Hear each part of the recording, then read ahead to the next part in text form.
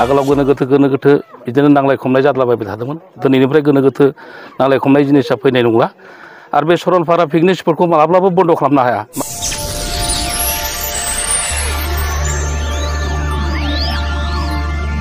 मिथिंगायारि बारहावाखौ मोजां मोनग्राफोरनि थाखाय मोनसे गोजोनथाव खौरां। भारत भुटान सीमायाव थानाय सरलपारानि पिकनिक स्पटखौ फिन गोदानै बेखेवफिनबाय।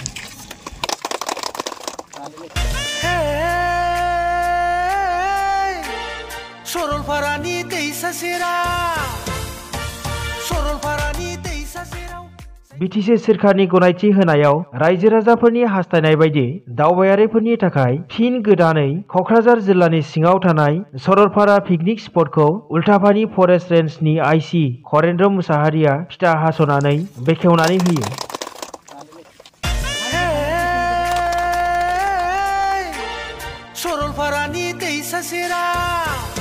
सरलपारा पिकनिक स्पटआ दावबायारिफोरनि गोसो बोनो हाग्रा मोनसे थावनि।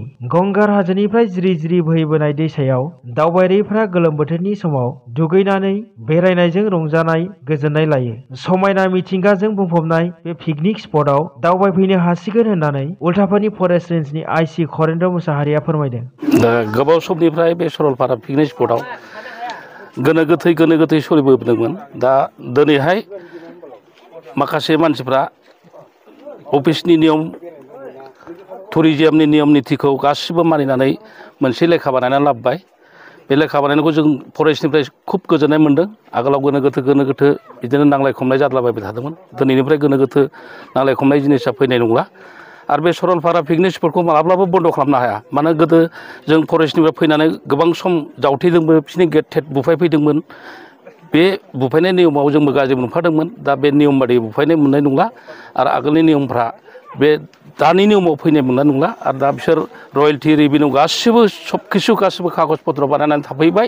दिनैनिफ्राय बे पिकनिक स्पटआ सान्थि भाबै नोंथांमोना फैयोब्ला फैनो हासिगोन। जेबो गोनो गोथो गैला। गेट जावथेनाय मा जावथेनाय बेखौ आरो सेकेन्ड टाइम खोनानो मोननाय नंला। दा दिनैनिफ्राय बिसोर सिथाय जोंनि बे सरलपारा पिकनिक स्पटआ समायना रमायना हाजोजों बुंफबनाय, बैग्रि बिफांजों बुंफबनाय, दैबाना दै दुगैनो गासिबो आखा फाखा मानसिफ्रा दुगैफैयो आरो बे दैफ्रा दासिमबो दं आरो दिनैनिफ्राय फैनो हागोन। आरो बे बिथांमोना अनेकथा मावनो एम लाबावदों। बाहाय माखासे जोंनि बे रायमना वाइल्ड लाइफआव मोनसे लामाखौ फोसाबगोन बिसोर जिपसि टिपसि सोनायनि एम लादों। ना बोननायनि कम्पिटिसन लादों। बाहाय ना बोनग्राबो जायगाबो दं आरो नाव सालायनो नावबो उन्दैफोर दुगैनो नाव घाटबो बानायनो बिसोर एजेन्डा लादों। सब किसु गासैखौबो जा पिकनिक स्पटआव मोनो बिसोर बेखौ गासिबो मावनो होननानै आखायाव लादों बे लेखाजों आरो बे लेखानि नियम नितिजों गासिबो मोनजोबगोन बादि आं आसा खालामो। आरो बिथांमोनहा बेबायदि एम लानानै जाहाथे सरलपारा पिकनिक स्पटखौ सारा इन्डियायाव मोनसे मोजां पिकनिक स्पट होननानै जाहाथे बिथांमोना गोसो होनानै मावनानै जाहाथे मोनसे हिस्टरि खालामो।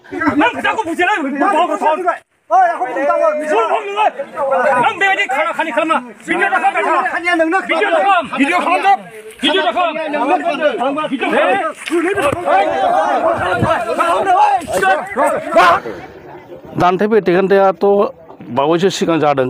जानायाव जोंबो खुद मास मोनसेनि सिगां जोंनो फैनांदों। माखासे गभर्नमेन्टनि निर्देश बादि जाहा मावनांगौ दायथ'खौ मावफैदोंमोन। बे समाव जों बुंदोंमोन बिसोरखौ नोंथांमोना लकेलनिब्लाबो सरकारनि माखासे फैसाखौ जागासिनो दं। माखासे नियम नितिजों नोंथांमोना खारनो रोङाखै। बे नियम नितिजों खालामनानै फै। जों मालाब्लाबो बेबायदि खालामफैया। बिसोरखौ जों खुथार बुंफैदोंमोन नोंसोर लेखा लाबो, लेखाजों सालाय। खारन माखासे मानसिफ्रा मेगन सायो नोंसोरनि फैसा हाबनाय, नोंसोरनि फैसा जानायखौ नोंसोर जेबो माबा मोनसे ससाइटिनि मोनसे रेजिस्ट्रेसन लेखा देखायनो हाया, जेबो देखायनो हाया। बेखौ जों बुङै बिसोरखौ जों बुंफैदोंमोन। दा बिसोर बानायनो गोसो गैया आरो मस्ट लकेलनि मानसिबो गैया। गोदाव सोराव बबेनिफ्राय फैयो सोरबा नेपालि बानायहैदों कागज पत्र जागोन होननानै जोंखौ 3 बोसोर थगायबाय आरोखि। दा जोंहा जों गोजौनिफ्राय निर्देश हरजायो बिथांमोनखौ बोख्लाय, बिथांमोनखौ होखार बिदि होननानै जों होखारफैबाय थानाय जादों आरोखि। दा जों मोजां मोनदों फरेस्ट डिपार्टमेन्टनिफ्राय जाहाथे बे गोनो गोथोआ दा सेकेन्ड बाराव फैला आरो बिथांमोना माखासे नियम नितिखौ लानानै फैबाय। जों बेनि थाखाय उल्टापानी रेन्जनि जानानै खुब गोजोननाय मोनदों। जों माजे फैनानै जों होख्रावनाय गावजों गाव मानसिफोरखौ धमखि होफैनाय जाबाय थायोमोन दा जाहाथे बेबायदि जिनिसा फैला आरो आच्चा बे समाव आं नैबेखौनो बुंगोन जे सिगाङाव जे कमिटिया बे सरलपारा पिकनिक स्पटखौ सालायदोंमोन बिथांमोना मोनसे सिस्टेमेटिक मोनसे गैयामोन दा जोङो जेनेबा गभर्नमेन्ट अफिसियेलि बेफोर गासैखौबो जेनेबा मावफुंनानै दिनै मोनसे अफिसियेलि मोनसे खामानिखौ बेखौ साक्सेस खालामनानै लाना फैबाय आरो जों बेखौ सालायलांनो थाखाय दा थाम थिम जादों आरो आच्चा नैबे सरलपारा पिकनिक स्पटआवहाय दावबायारिफोरनि थाखाय मा सुबिदा दं दावबायारिफोरनि हिसाबै जोङो दा माखासे प्लेनिं खालामगासिनो दङ जेरै बेयाव दै बोहैनायनि गेजेर गेजेर जों बेखौ थेनानै फिसा फिसा माखासे बटफोर बाहायनाय आरो लोगोसे उन्दैफोर गेलेग्रा माखासे चिलड्रेन पार्क बेफोरबायदि बानायनायनि मोनसे खाबुखौ जों लागासिनो दङ दा बे समाव बेवहाय हर थानायनि खाबु दंना गैया हर थानायनि खाबुआ बेयाव ओरैबायदि जागोन जायफोरा जेनेबा थानो गोसो बिथांमोना सिगांग्रो जोंजों कन्टेक्ट खालामनानै जेनेबा टेन्टफोर लाबोनो हागोन बेवहायथ' जोंहा लुखानाय न' बां गैया बे हिसाबै टेन्टफोर सोरबाफोर लाबोनानै जुदि थानो गोसो दङब्ला कमिटिजों रायज्लायनानै बेयाव थानो हागोन आच्चा बे नैबे सरलपारा पिकनिक स्पटआवहाय दावबायारिफोरा फैयोब्ला गुबैयै मा नियम निथिजों सोलिफैनांगोन दावबायारिफ्रा फैयोब्ला बे माखासे जोंहा रुल्स एन्ड रेगुलेसन दंखायो बेयाव बे रुल्स एन्ड रेगुलेसन बायदि जेनेबा बिथांमोना सोलिनो नांगोन आरो बिथांमोननो जोङो फोरमायना होगोन बेयाव आरो माखासे बेनारावबो लिरनानै दोनखानाय दङ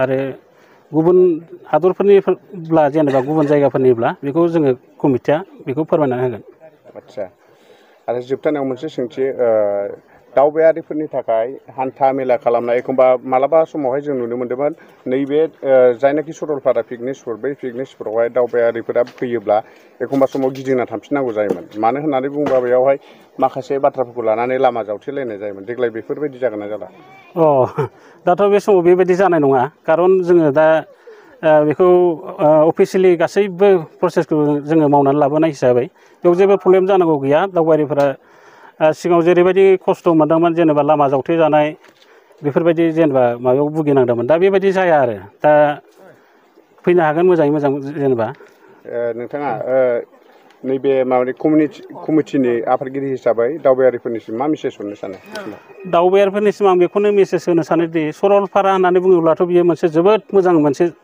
समायना नुथाय आरो बेयाव भुटान हादरजों नांजाबनाय गुवार फोथार बिनि गेजेर गेजेर दै बोहैनाय जोबोद समायना आरो बेयाव मोननै मोनथाम रोखोमनि बार बारो आरो बेयाव फुङाव आलदा सानसुआव आलदा मोनाबिलियाव आलदा जाय फैयो बिथांमोना मोनथिगोन आरो जोबोद मोजां आरो बेयाव दा खनसे फैयोब्ला आरो बेयाव फैबाय थानो गोसो जागोन आरो ओरैबायदि मोजां जायगा समायना जायगा बियो আজি 16 তাৰিখ মঙ্গলবাৰ দিনা আজি এই পুৱাৰ সময়ত আমাৰ সৰলপাৰা পিকনিক স্পটটো ওপেনিং কৰা হ'ল তো আমাৰ এই পিকনিক স্পটৰ পৰা আমাৰ বিভিন্ন ডেভেলপমেণ্টৰ ক্ষেত্ৰত গাঁৱৰ এটা এনভাইৰনমেণ্ট আৰু যিটো এটা পৰিবেশ ভাল হ'ব বুলি আমি আশা ৰাখিছোঁ আৰু যিটো পিকনিক স্পটটো চলি আছে আমি দেখিবলৈ পাইছোঁ যে পিকনিক স্পটৰ পৰা আমি বিভিন্ন আমাৰ হাট বজাৰ দোকান আৰু মানুহৰ ভিতৰত আমাৰ ডেভেলপমেণ্ট অলপখিনি হ'লেও হৈ আছে এটোই আমি ভাল পাই আছোঁ আৰু যিটো পিকনিক স্পটটো চলি আছে